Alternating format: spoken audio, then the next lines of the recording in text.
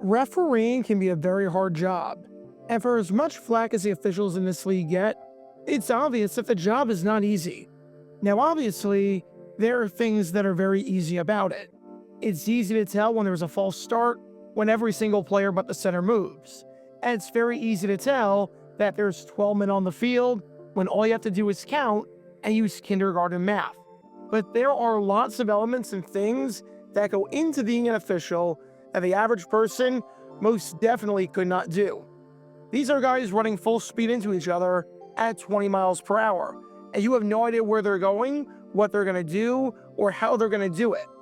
Keeping up with them and calling penalties to determine what legal contact is versus illegal contact when the entire sport revolves around hard hitting and making contact with the opposing team is difficult.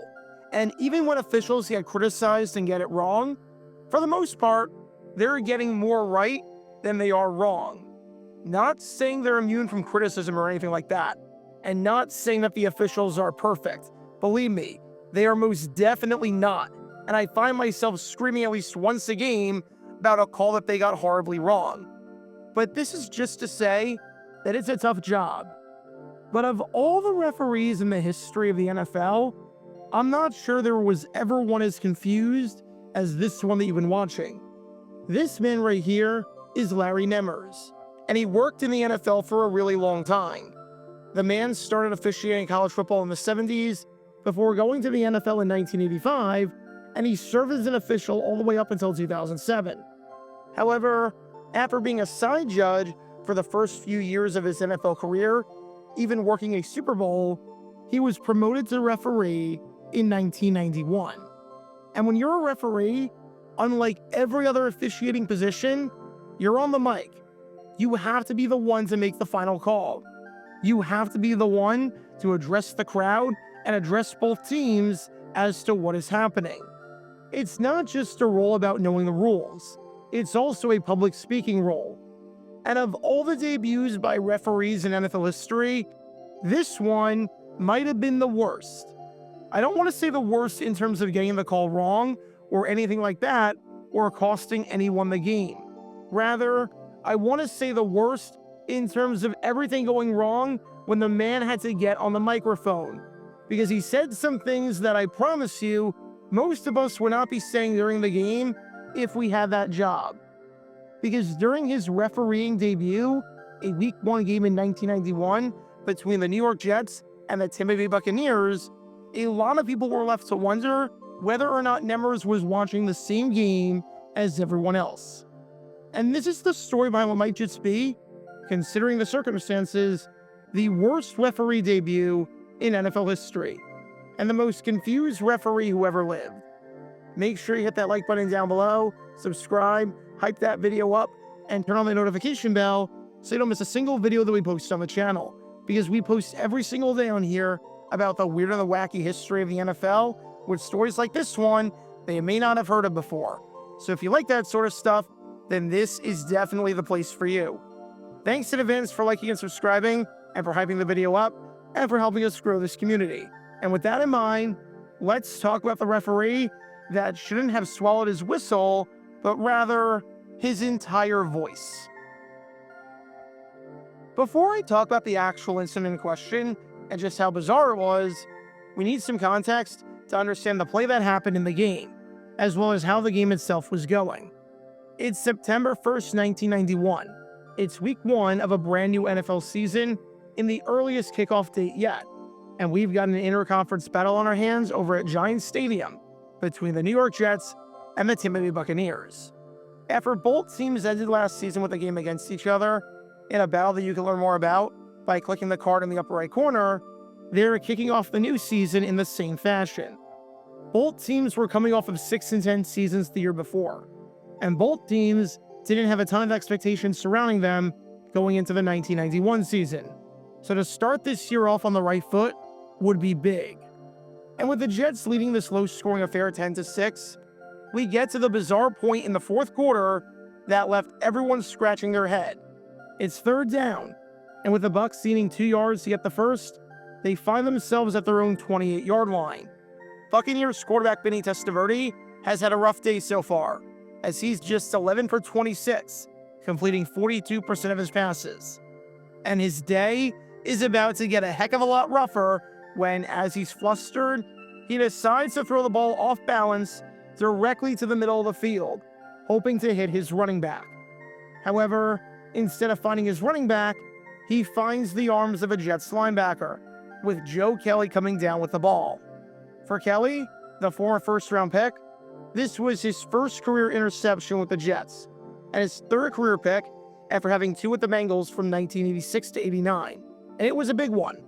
The Jets, who were already leading by 4 points, now were starting to strive in field goal range, and considering the fact that there was no two-point conversion back in 1991, as that wouldn't be implemented until 1994, the worst that could happen, barring a turnover, if the Bucs got the ball back, in all likelihood, was that they tie the game and not the lead. All the momentum was on the Jets' side. It was looking extremely likely at this point that the Jets would win the game. And that's where things get a bit bizarre, because there was a flag on the play, which would be holding on the offensive tackle, Paul Gruber. Gruber is one of the best offensive linemen in Bucs history, and started 183 games for the team over 12 seasons. But this was not one of his finest moments, nor would it be one of the finest moments in the career of Larry Nemmers, because this is what he had to say about the holding call. I think that's going to be a holding call, and I think it'll stand. That's the call, and the Jets will decline.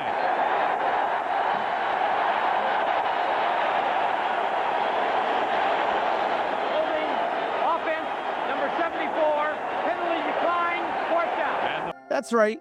Larry Nemmers said that this penalty was declined, bringing up fourth down, which, yeah, it's not fourth down. The Jets got the ball at the turnover. There's one of two things that can be here.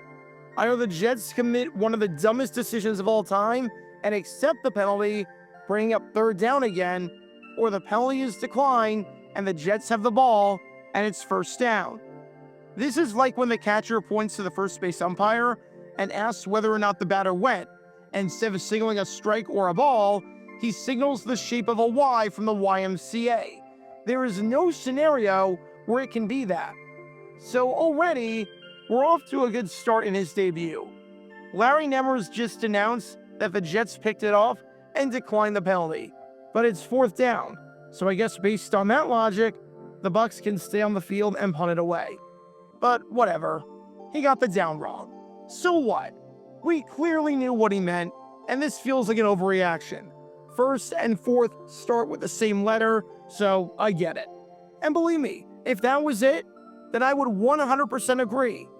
Let he who has never screwed up on a microphone or screwed up public speaking cast the first stone.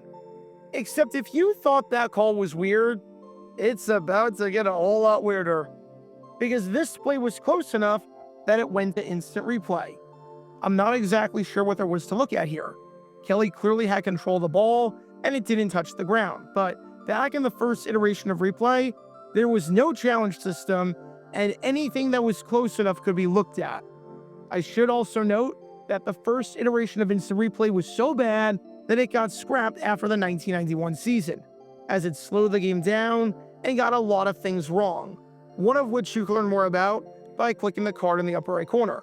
But regardless, the officials were taking a look at this one upstairs just to make sure that Kelly actually caught the ball cleanly, and just to make sure that the Jets were truly in possession of it. This was not a long review, as it was Jets ball after just a few seconds of looking at it. However, in announcing that it was Jets ball, take a listen to what Larry Nemmers had to say. Remember that just a couple of seconds ago, he got the down wrong, so he was already flustered. And once you get flustered and get out of a rhythm, sometimes you can completely spiral out of control and get the yips. And things that would never come out of your mouth otherwise start to come out. It might be hard to hear because it's in the background, but take a listen to this and see if you notice anything with the background noise. Kelly here reads the play, steps right in front of Gary Anderson and pulls it down. Did he hear that? Did he hear what Nemmers said in the background? He said that the ball belonged to Green Bay. I kid you not, The ball belonged to the Green Bay Packers, which, yeah. I don't know if you could tell, but Green Bay is not playing in this game. The ball is with the New York Jets. I at least somewhat understand it if he meant to say that it was Tampa Bay ball and he had the Bay part right, but just said Green by mistake instead of Tampa. But here, how do you confuse the Green Bay Packers with the New York Jets? How are you standing directly next to Jets players who have the literal name of the team plastered on all their helmets, playing in the home stadium of the Jets, and call them Green Bay? And I was not the only one to notice this. Far from it. Because after the game, it seemed as if a lot of the talk was about one of the strangest refereeing blunders ever. The game was a good one, with the Jets winning it on a game-winning field goal with under 2 minutes to go, taking it by a final score of 16-13. But the referee was a bizarre one who was clearly flustered in his debut. One writer quipped that Nemmers must have been thinking of the Jets' green uniforms and Tampa Bay. I'm just trying to imagine if he was doing a game between the Chargers and the Chiefs and this happened, and whether or not he'd say that it's a first down for Red Diego. Again, we're assuming this was 1991. Either way, I wonder if he would create a Frankenstein team based off of that. Another writer quipped, "Not sure what game Nemmers was watching." And I don't think that's an unfair statement to make when you award the ball to a team that's not even playing in the game. I don't think that's possible.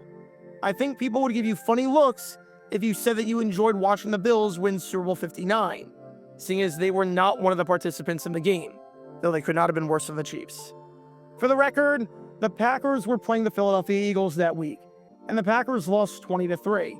So maybe they could have used some help from the ref in the Jets-Bucks game to get them back into it. And another writer quipped, "Larry Nemmers let everyone at Giants Stadium know he wasn't watching the right game on that play." Again, a pretty fair assumption to make. This is a pretty interesting blunder. It's not the first time we've seen an official make an embarrassing mistake in a game involving the Jets where you wondered if they were watching the same game. We saw an official in the game between the Jets and the Browns back in the 1980s signal a touchdown, thinking that the 5-yard line was the goal line, which you can learn more about by clicking the card in the upper right corner. But it was a funny and bizarre thing to have happened nonetheless.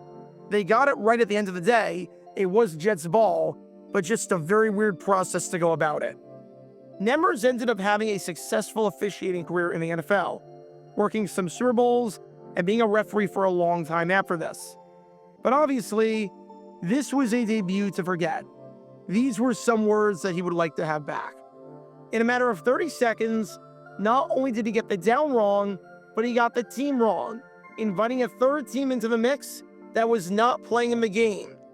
We've never seen a football game played between 3 teams before, although this one in 1991 might have been the closest we ever came to having that happen. 4th down, Tampa ball, then Green Bay ball, and finally, Jets ball. So for all the referees out there who might be watching this video, just remember before announcing a call to the 70,000 fans in the stands and the millions at home watching to take a deep breath and be calm.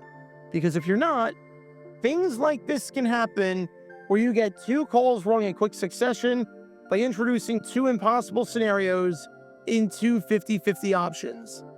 Because on this day in 1991, to open up the season and open up his refereeing debut, Larry Nemmers could not remember anything.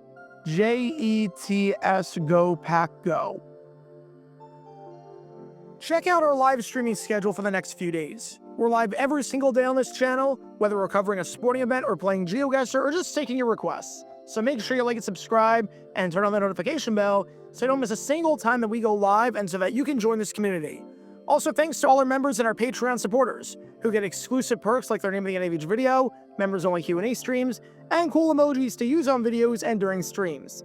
See how you can join this community and become a member or a Patreon member by clicking the link in the description below.